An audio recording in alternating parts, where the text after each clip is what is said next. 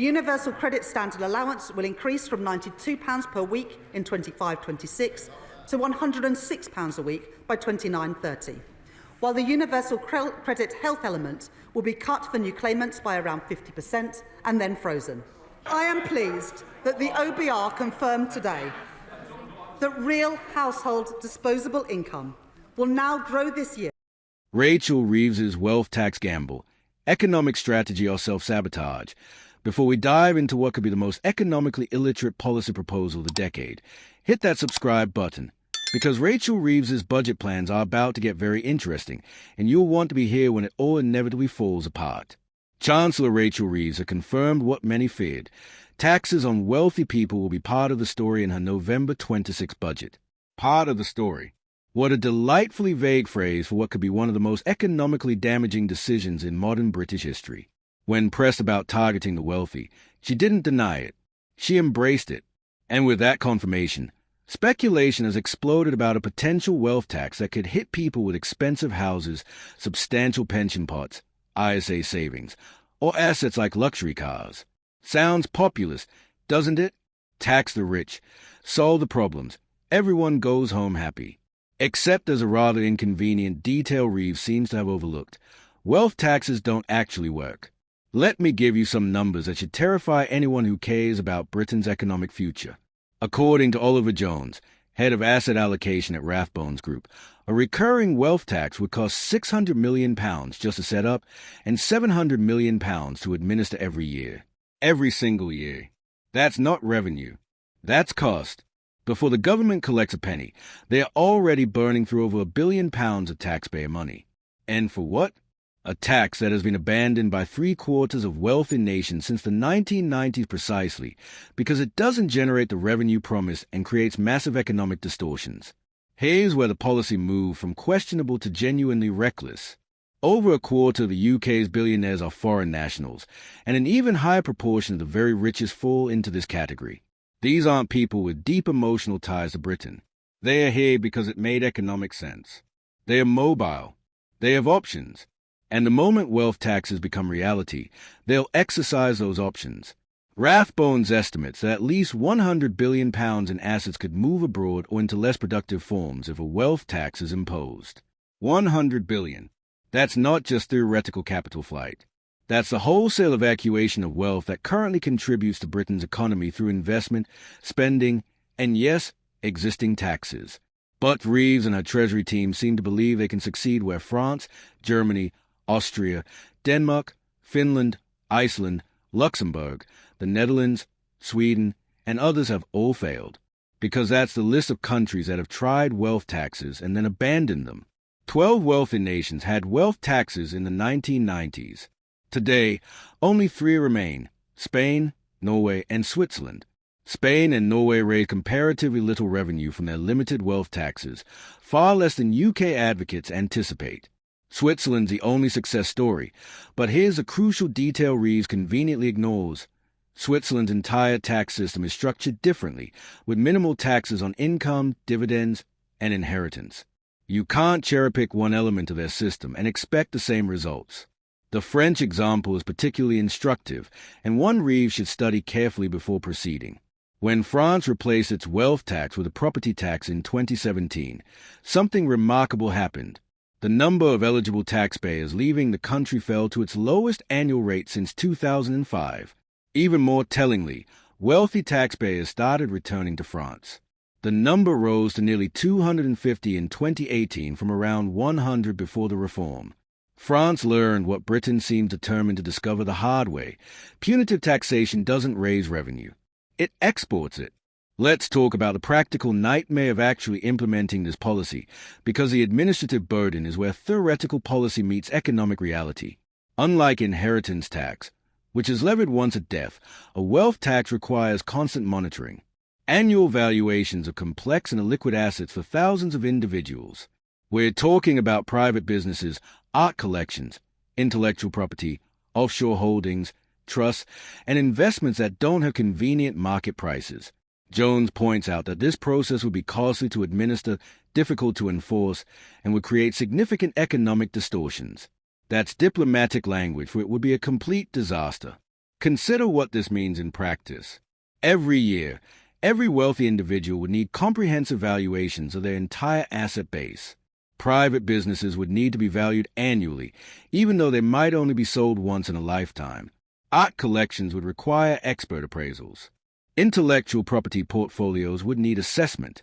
And here's the kicker: even those who ultimately own nothing still need to go through the entire monitoring process. The administrative state would expand exponentially just to oversee a tax that might generate less revenue than it costs to collect. Simon Bacheron, head of advice at Rathbone's private office, puts it bluntly: changes to the non-dom regime have already slowed the influx of the super-rich, and a wealth tax risks accelerating an exodus of wealthy individuals from the UK. He's seeing highly paid professional clients actively looking to relocate to more tax-efficient jurisdictions like Dubai or Singapore, not considering it, actually planning their departure. And many others who might have come to Britain are simply deciding not to bother in the first place. In a world where countries compete aggressively to attract wealthy individuals and their tax contributions, Britain seems determined to lose at competition by default. The timing couldn't be worse. Official figures show muted growth in August following a surprise contraction in July. GDP rose by just 0.1% month-on-month in August, and the 3-month growth figure stands at a mere 0.3%. Meanwhile, the International Monetary Fund has forecast that UK inflation will surge to the highest in the G7 in 2025 and 2026. Growth is stagnating, inflation is rising, and Reeves' solution is to implement a tax that will drive capital out of the country and require massive administrative costs to collect. It's economic self-sabotage dressed up as progressive policy. The Treasury's response to these challenges is particularly revealing in its inadequacy. A spokesperson claimed Britain has seen the fastest growth in the G7 since the start of the year, which is technically true but deliberately misleading. Fastest growth from a low base doesn't mean strong growth. It means less terrible than others. The spokesperson continued with platitudes about helping businesses grow, investing in infrastructure, and cutting red tape. Noble goals, every one of them. But here's a contradiction. You can't simultaneously drive away the capital needed for investment and growth whilst claiming you want to foster that investment and growth. Let's address the elephant in the room. Who exactly does Reeves think she's targeting? The rhetoric is all about billionaires and the super-rich, but wealth taxes inevitably expand their reach. That expensive house in London you bought 30 years ago that's now worth $2 million because of property inflation? Potentially taxed. That pension pot you've built over a career of hard work and sensible saving? Potentially taxed. Those ISA savings that were supposed to be tax-free vehicles for building security? Potentially taxed. The luxury car you bought because you could finally afford it? Potentially taxed. This is how wealth taxes work in practice. They start with the billionaires and end with anyone who's been financially successful or even just prudent. There's a profound philosophical confusion at the heart of Labour's approach. They want to be seen as pro-business and pro-growth while simultaneously penalizing the very people who invest in businesses and drive growth. They want wealthy individuals to stay and contribute whilst making Britain increasingly unattractive compared to competitor jurisdictions. They want to raise revenue whilst implementing policies that will drive that revenue offshore. It's cognitive dissonance elevated to the status of economic policy. The historical parallels are instructive and depressing. The Labour government of the 1970s promised a wealth tax. They never delivered it. Why? Because when you actually examine the practicalities, the administrative costs, the enforcement challenges, and the risk of capital flight, the policy collapses under its own weight. This isn't ancient history. This is within living memory. And yet here we are again, with another Labour chancellor convinced she can succeed where her predecessors recognized futility. What makes this particularly galling is the alternative approaches Reeves could pursue. Simplify the tax code to reduce avoidance. Close specific loopholes that allow artificial tax minimization. Reform business rates to support high street growth. Invest in HMRC enforcement to collect taxes already owed. These aren't exciting or headline-grabbing, but they're effective and don't risk capital flight. But Reeves has apparently decided that sensible, proven approaches are less politically valuable than bold, demonstrably failed experiments. The broader context makes this even more concerning. Britain is competing globally for talent, investment, and entrepreneurship. We're post-Brexit, navigating new trading relationships, trying to attract international business and skilled workers. Our pitch should be, Britain is open for business, rewards success, and offers stability and opportunity. Instead, we're sending the message, if you're successful here, we'll penalize you for it. If you're wealthy, we'll monitor your every asset annually. If you're thinking of bringing capital to Britain, perhaps reconsider. It's the opposite of what a country seeking growth should be signaling. There's also the deeply uncomfortable question of whether this is actually about revenue at all, or whether it's primarily performative politics. Labour needs to show they are being tough on the wealthy. They need to demonstrate they are different from the Tories. They need red meat for their base. And if a wealth tax achieves those political objectives whilst damaging the economy, well, that's a price they seem willing to pay, even if it's the rest of us who actually pay it through reduced growth, lower investment, and fewer opportunities. The November 26 budget is shaping up to be a pivotal moment for Britain's economic trajectory.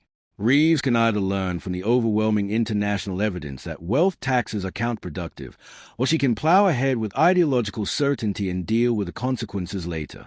Based on everything we've seen so far, prudence seems unlikely to prevail over politics, which means we're probably heading for a masterclass in how to make Britain poorer whilst claiming to make it fairer. Here's what happens next. Reeves announces some form of wealth tax. Capital flight begins immediately. The administrative machinery proves more expensive and complicated than anticipated.